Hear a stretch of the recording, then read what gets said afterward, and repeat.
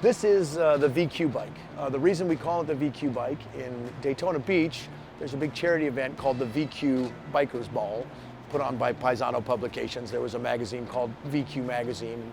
They asked us to build this bike to auction off at a live charity auction during the Daytona Bike Rally. This bike is based on what's called our Streetster chassis. This again was another very popular frame kit that we sold in the late late 90s, early 2000s. This particular bike was done in 2001.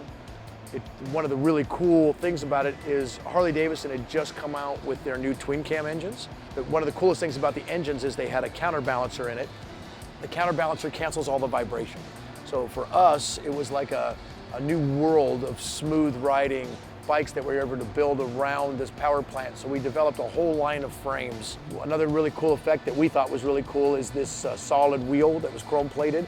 When it's on the street parked and you look at it, it actually looks like it's clear, like you're looking right through it, because you see the reflection of the inside of the swing arm on it and stuff, and you think you're looking right through the wheel. A lot of hand fabricated sheet metal on this bike. These were our Phantom exhausts that we had just released at the time. One of the cool things about the Bikers Ball in Daytona is that when you participate in the Bikers Ball, you get to do some cool stuff that the average rally goer wouldn't get to do. And one of those things that I got to do is I got to do a lap around Daytona Motor Speedway, and I did it on this bike. One of the things that we were told not to do was to go up on the high turns. When you get to Daytona and you're at the speedway there, the turns, the banks it's like climbing a wall. You don't realize it when you see it on TV. They're not laid down, they're straight up and down. Those cars are going so fast that they just stick to that road. So, of course, I immediately armed the nitrous, immediately got up onto the track where I wasn't supposed to do, and I did a full lap around Daytona Motor Speedway on this bike with the nitrous armed, and from what I understand, they were estimating I was doing about 140 miles an hour around turn 3. So it was super fun. I got in a lot of trouble.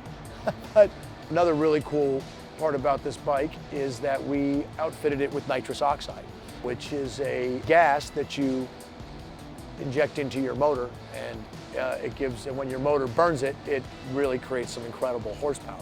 When you put nitrous on a bike, usually you have a big nitrous bottle that shows, and so we went through a lot of work hiding the nitrous on this bike. So what we did is this reveal that you see on the tank here, there's one obviously matching on the other side of the tank, but on the other side of the tank, it's actually a seam, and there's a linear actuated door that's operated by remote control that when I push the remote, this whole door drops open, and the other half of the tank holds all the nitrous bottles and all the nitrous solenoids and all the nitrous hardware inside of the tank, hidden out of sight.